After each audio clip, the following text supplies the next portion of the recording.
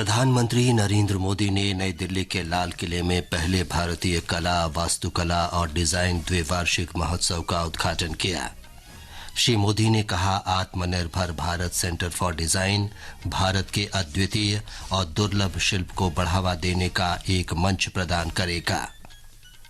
केंद्र ने जमाखोरी रोकने और कीमतों पर नियंत्रण के लिए थोक तथा खुदरा विक्रेताओं के लिए गेहूं भंडारण सीमा में संशोधन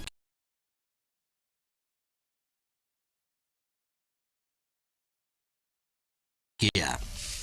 रिजर्व बैंक ने रेपो दर में कोई बदलाव न करते हुए इसे 6.5% पर यथावत रखा। अस्पतालों और शैक्षिक संस्थानों में यूपीआई लेन देन की सीमा बढ़ाकर 5 लाख रुपए करने का प्रस्ताव। धन लेकर संसद में प्रश्न पूछने के अनैतिक आचरण के मामले में तृणमूल कांग्रेस सांसद महुआ मोइत्रा लोकसभा से निष्कासित। और मौसम विभाग ने रविवार तक केरल, तमिलनाडु और पुदुचेरी में फिर वर्षा का अनुमान व्यक्त किया। समाचार संध्या के साथ मैं विमलेंदु पांडे। प्रधानमंत्री नरेंद्र मोदी ने आज नई दिल्ली के लाल किले में पहले भारतीय कला, वास्तुकला और डिजाइन द्विवार्षिक कला महोत्सव का उद्घाटन किया। इस अवसर पर उन्होंने 7 शोध प्रकाशनों का अनावरण किया। प्रधानमंत्री ने आत्मनिर्भर भारत सेंटर फॉर डिजाइन का भी उद्घाटन किया। श्री मोदी ने महोत्सव को संबोधित करते हुए कहा कि भारत की समृद्ध सांस्कृतिक विरासत और विविधता हमारे देश के जीवंत लोकतंत्र के कारण उत्पन्न हुई है। आज आत्मनिर्भर भारत सेंटर फॉर डिजाइन का लोकार्पण भी हुआ है। ये कारीगरों और डिजाइनर्स को साथ लाने, मार्केट से इसे उन्हें इनोवेशन करने में मदद करेगा। इससे कारीगरों को डिजाइन डेवलपमेंट की भी जानकारी मिलेगी और वो डिजिटल मार्केटिंग में भी पारंगत होंगे। ये सेंटर लोकल आर्ट को एनरिच करने के लिए इनोवेटिव आइडियाज को भी आगे बढ़ाएंगे। श्री मोदी ने कहा कि अंतर्राष्ट्रीय संग्रहालय एक्सपो, पुस्तकालय महोत्सव जैसे सांस्कृतिक कार्यक्रमों के माध्यम से भारत वैश्विक सांस्कृतिक पहल को संस्थागत बनाने का प्रयास कर रहा है। भारत की समृद्ध संस्कृति और विरासत विदेशी पर्यटकों को आकर्षित कर रही है। कला और वास्तुकला के हर क्षेत्र में बहुत काम किया जा रहा है, चाहे वो केदारनाथ और काशी जैसे सांस्कृतिक केंद्रों का विकास हो। इससे द्विवार्षिक कला महोत्सव का आयोजन देश में एक प्रमुख वैश्विक सांस्कृतिक पहल विकसित करने के प्रधानमंत्री के दृष्टिकोण के अनुरूप किया जा रहा है। इसे कलाकार, वास्तुकार, डिजाइनर, फोटोग्राफर, संग्राहक, कला पेशेवरों और जनता के बीच समग्र संवाद शुरू करने के लिए डिजाइन किया गया है। इससे पहले प्रधानमंत्री ने आज देहरादून के वन अनुसंधान संस्थान में 2 दिवसीय उत्तराखंड वैश्विक निवेशक सम्मेलन का शुभारंभ किया। इस सम्मेलन का मुख्य उद्देश्य उत्तराखंड को निवेश के नए केंद्र के रूप में स्थापित करना है। इस मौके पर आयोजित कार्यक्रम में श्री मोदी ने कहा कि उत्तराखंड वैश्विक निवेशक सम्मेलन प्रदेश में निवेश करने के लिए स्वर्णिम अवसर है। उन्होंने कहा कि उत्तराखंड में सड़क, रेल और विमान क्षेत्र का तेजी से विकास हुआ है। प्रधानमंत्री ने कहा कि उनके तीसरे कार्यकाल में भारत विश्व की तीसरी सबसे बड़ी अर्थव्यवस्था बनकर उभरेगा। अगले कुछ वर्षों में भारत दुनिया की तीसरी सबसे बड़ी इकोनॉमी बनने जा रहा है और मैं देशवासियों को विश्वास दिलाता हूं कि मेरी तीसरी टर्म में देश दुनिया में पहले 3 में होके रहेगा। बीते 10 वर्षों में एक आकांक्षी भारत का निर्माण हुआ। देश की एक बहुत बड़ी आबादी थी जो अभाव में थी, वो असुविधाओं से जुड़ी है। 5 साल में 13.5 करोड़ से ज्यादा लोग गरीबी से बाहर आए। इन करोड़ों लोगों ने अर्थव्यवस्था को एक नई गति दी है। इस अवसर पर प्रधानमंत्री ने राज्य के महिला स्वयं सहायता समूहों के हाउस ऑफ हिमालयस ब्रांड की भी शुरुआत की। इस ब्रांड से 2 करोड़ ग्रामीण महिलाओं को लखपति बनाने का काम तेजी से पूरा होगा। ये समाचार हमारी वेबसाइट newsonair.com/हिंदी और हमारे mobile app news on AIR पर भी उपलब्ध हैं। सुनो, हम अपनी टैक्स रिटर्न तो हर साल भरते हैं, तो फिर ये एडवांस टैक्स का क्या इशू है? जिस तरह पौधे को पनपने के लिए समय समय पर पानी की आवश्यकता होती है, ठीक उसी तरह विकास के मार्ग पर आगे बढ़ने के लिए देश को भी समय समय पर धन की आवश्यकता होती है, और इसके लिए समय समय पर हमारे द्वारा दिया हुआ एडवांस टैक्स एक महत्वपूर्ण योगदान देता है। अपने एडवांस टैक्स की तीसरी किश्त 15 दिसंबर तक जमा करवा कर आप भी देश के विकास में अपना योगदान दें। कंपनीज, कॉर्पोरेट्स, सैलरीड एम्प्लॉइज या फिर वे व्यक्ति और संस्थाएं जिनके TDS या TCS कटने के बाद भी कर देयता 10,000 रूपए या उससे अधिक है, उनके लिए एडवांस टैक्स देना अनिवार्य है। अधिक जानकारी के लिए www.incometax.gov.in पर लॉग ऑन करें। प्रत्येक आयकर दाता एक राष्ट्र निर्माता। ये आकाशवाणी है। केंद्र ने जमाखोरी को रोकने और खाद्य सुरक्षा प्रबंधन के लिए थोक और खुदरा विक्रेताओं के लिए गेहूं के भंडारण की सीमा में संशोधन किया है। उपभोक्ता कार्य मंत्रालय ने कहा है कि व्यापारियों और थोक विक्रेताओं के लिए भंडारण की सीमा वर्तमान में 2,000 मीट्रिक टन से घटाकर 1,000 मीट्रिक टन कर दी गई है। खुदरा विक्रेताओं के लिए भंडारण की सीमा 10 मीट्रिक टन से घटाकर 5 मीट्रिक टन कर दी गई है। मंत्रालय ने कहा है कि सभी गेहूं भंडारण संस्थाओं को गेहूं भंडारण सीमा पोर्टल पर पंजीकरण कराना होगा और प्रत्येक शुक्रवार को भंडारण की स्थिति बतानी होगी। जो भंडारण संस्थाएं इस पोर्टल पर पंजीकरण नहीं कराएंगी अथवा भंडारण सीमा का उल्लंघन करेंगे, उनके खिलाफ कार्रवाई की जाएगी। भारतीय रिजर्व बैंक ने मौद्रिक नीति की समीक्षा बैठक में 6.5% की रेपो दर में कोई बदलाव नहीं किया है। समिति ने लगातार 5वीं बार दरों को यथावत बनाए रखा है।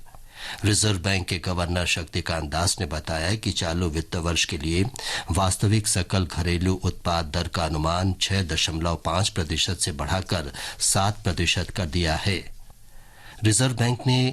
रिजर्व बैंक के गवर्नर ने कहा कि अस्पतालों और शिक्षण संस्थानों के लिए UPI लेन देन की सीमा 1 लाख रुपए से बढ़ाकर 5 लाख रुपए करने का प्रस्ताव किया गया है। तृणमूल कांग्रेस सांसद महुआ मोइत्रा को धन लेकर प्रश्न पूछने के अनैतिक आचरण के लिए लोकसभा से निष्कासित कर दिया गया है। संसदीय कार्य मंत्री प्रहलाद जोशी ने इस मामले पर आचार समिति की रिपोर्ट पर एक प्रस्ताव पेश किया। इसमें महुआ मोइत्रा को सदन से निष्कासित करने की सिफारिश की गई थी। लोकसभा अध्यक्ष ओम बिरला ने प्रस्ताव पर चर्चा की अनुमति दी। श्री बिरला ने कहा कि जो मामला उठाया जा रहा है वो दुखद है। के बदले नकदी में प्रत्यक्ष संलिप्तता के संबंध में दिनांक 15 अक्टूबर 2023 को दी गई शिकायत पर आचार संहिता की पहली रिपोर्ट पर विचार के उपरांत समिति के निष्कर्षों को स्वीकार करती है कि सांसद श्रीमती महुआ मोइत्रा का आचरण अनैतिक और संसद सदस्य के रूप में अशोभनीय है और इस कारण उनको लोकसभा सदस्य बने रहना उपयुक्त नहीं होगा। कांग्रेस सांसद मनीष तिवारी ने प्रस्ताव पर चर्चा की शुरुआत करते हुए कहा कि सदस्यों को समिति की रिपोर्ट का अध्ययन करने के लिए पर्याप्त समय नहीं दिया गया। तृणमूल कांग्रेस पार्टी के सदस्यों ने अध्यक्ष से सुश्री मोइत्रा को बोलने की अनुमति देने का भी अनुरोध किया, लेकिन अध्यक्ष ने वर्ष 2005 का उदाहरण दिया जब तत्कालीन अध्यक्ष सोमनाथ चटर्जी ने इसी तरह के मामले में इस तरह के अनुरोध को अस्वीकार कर दिया था। जनता दल यूनाइटेड के सांसद गिरिधारी यादव ने भी तर्क दिया कि समिति द्वारा व्यवसायी से पूछताछ क्यों नहीं की गई। भाजपा सांसद हीना गावित ने कहा कि सुश्री मोइत्रा को आचार समिति में अपना विचार रखने के लिए पर्याप्त समय दिया गया था। उन्होंने कहा कि इस तरह के आचरण से सदन की गरिमा कम हुई है। बाद में सदन ने आचार समिति की रिपोर्ट को स्वीकार करने का प्रस्ताव ध्वनिमत से स्वीकार कर लिया। ध्वनिमत के समय विपक्षी सदस्यों ने वॉकआउट किया। उधर सुश्री महुआ मोइत्रा ने कहा कि उन्हें बिना किसी सबूत के सजा दी गई है। लोकसभा से निष्कासन के बाद संसद के बाहर मीडिया कर्मियों से बातचीत में उन्होंने कहा कि उनके खिलाफ नकद या उपहार लेने का कोई सबूत नहीं है और आचार समिति ने मुद्दे की जड़ तक पहुंचे बिना कार्रवाई की। मिजोरम में जोरम पीपल्स मूवमेंट के वरिष्ठ नेता ललदुहोमा को आज मुख्यमंत्री पद की शपथ दिलाई गई। राज्यपाल हरिबाबू कंभमपति ने आइजोल में राजभवन में उन्हें पद और गोपनीयता की शपथ दिलाई। राष्ट्रपति द्रौपदी मुर्मू ने केंद्रीय मंत्रिपरिषद से नरेंद्र सिंह तोमर, प्रहलाद सिंह पटेल और रेणुका सिंह सरूता का इस्तीफा स्वीकार कर लिया है।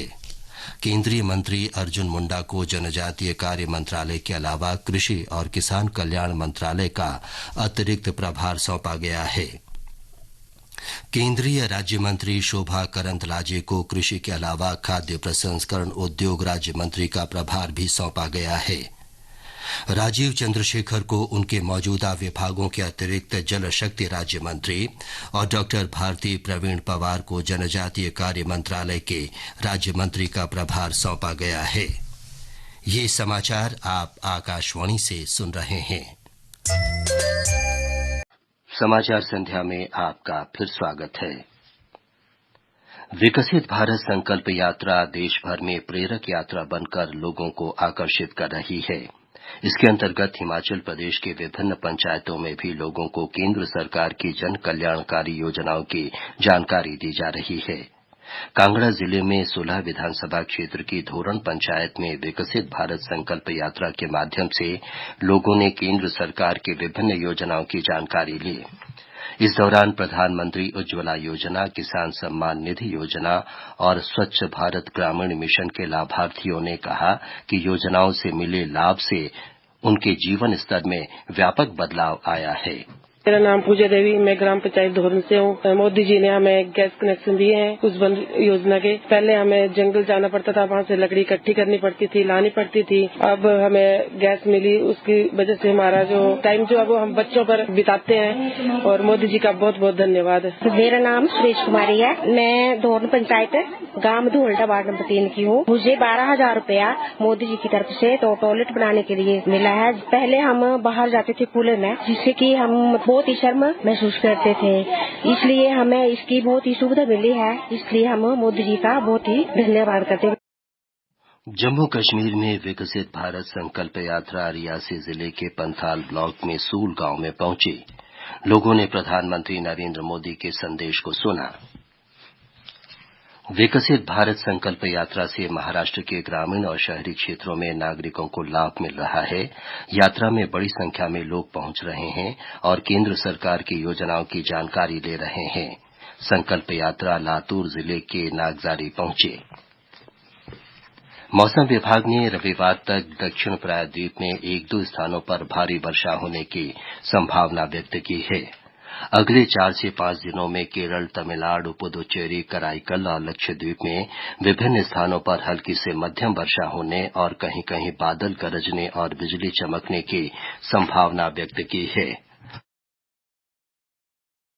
मौसम विभाग ने यह भी बताया है कि कल सुबह से पंजाब, हरियाणा, पूर्वी उत्तर प्रदेश, बिहार के अलग अलग इलाकों में 2 दिनों तक असम, मेघालय, नागालैंड, मणिपुर, मिजोरम और त्रिपुरा में सोमवार तक घना कोहरा छाये रहने का अनुमान है। मौसम विभाग ने बताया है कि अगले 3 दिनों के दौरान उत्तर पश्चिम, मध्य और पूर्वी भारत में न्यूनतम तापमान में लगभग 2 से 4 डिग्री सेल्सियस की गिरावट का अनुमान है। अंत में मुख्य समाचार एक बार फिर। प्रधानमंत्री नरेंद्र मोदी ने नई दिल्ली के लाल किले में पहले भारतीय कला, वास्तुकला और डिजाइन द्विवार्षिक महोत्सव का उद्घाटन किया। श्री मोदी ने कहा, आत्मनिर्भर Bharat centre for design Bharat के अद्वितीय और दुर्लभ शिल्प को बढ़ावा देने का एक मंच प्रदान करेगा। केंद्र ने जमाखोरी रोकने और कीमतों पर नियंत्रण के लिए थोक तथा खुदरा विक्रेताओं के लिए गेहूं भंडारण सीमा में संशोधन किया। रिजर्व बैंक ने रेपो दर में कोई बदलाव न करते हुए इसे 6.5% पर ही बनाए रखा। अस्पतालों और शैक्षणिक संस्थानों में यूपीआई लेन देन की सीमा बढ़ाकर 5 लाख रुपए करने का प्रस्ताव। इसके साथ ही समाचार संध्या का ये अंक समाप्त हुआ। नमस्कार।